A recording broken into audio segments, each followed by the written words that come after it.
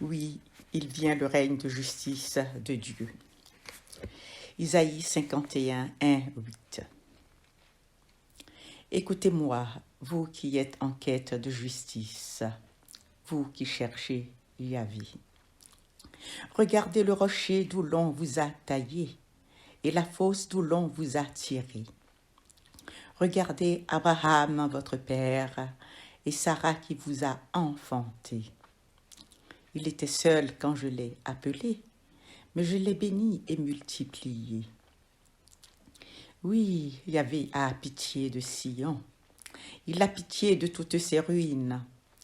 Il va faire de son désert un Éden et de sa steppe un jardin de Yahvé. On y trouvera la joie et l'allégresse, l'action de grâce et le son de la musique. Écoute-moi bien, mon peuple, ô ma nation, tends l'oreille vers moi, car une loi va sortir de moi, et je ferai de mon droit la lumière des peuples. Soudain, ma justice approche, mon salut paraît, mon bras va punir les peuples. Les îles mettront en moi leur espoir et compteront sur mon bras. Levez les yeux vers le ciel, regardez en bas vers la terre. Oui, les cieux se dissiperont comme la fumée, la terre s'usera comme un vêtement, et ses habitants mourront comme de la vermine. Mais mon salut sera éternel, et ma justice, oui, demeurera intacte.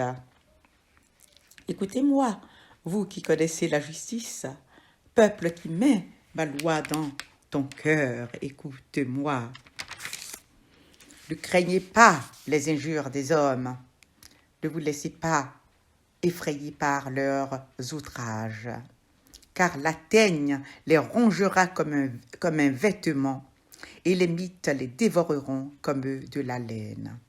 Mais ma justice subsistera éternellement, et mon salut de génération en génération.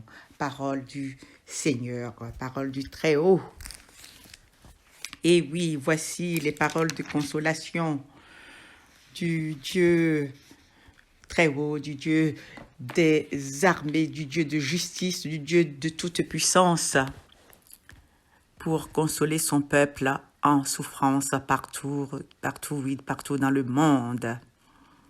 N'ayez crainte, si l'on vous offense, si l'on vous outrage, au nom de Dieu, eh bien, c'est que vous êtes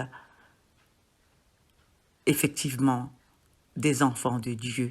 C'est que vous cheminez dans la voie de Dieu.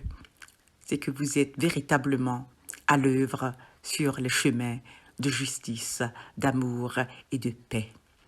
Alors n'ayez crainte. Courage, gardez courage, gardez confiance et n'ayez pas peur malgré les apparences, malgré les événements qui se bousculent et qui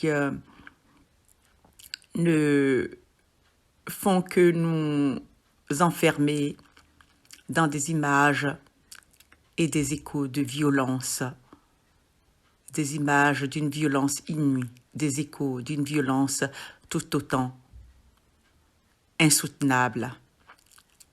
La peur est ce qui permet à l'ennemi de se rapprocher de nous et d'essayer de prendre contrôle de nous. Mais notre Dieu est un Dieu juste et bon. Il ne nous a pas créés pour la frayeur. Il ne nous a pas créés pour la crainte. Il nous a créés pour la liberté d'être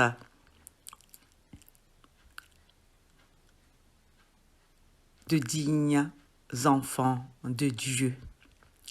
La liberté d'être et d'agir, la liberté d'être, de penser et d'agir en tant que de véritables enfants de Dieu et non pas en tant que de quelconques êtres dénués de toute humanité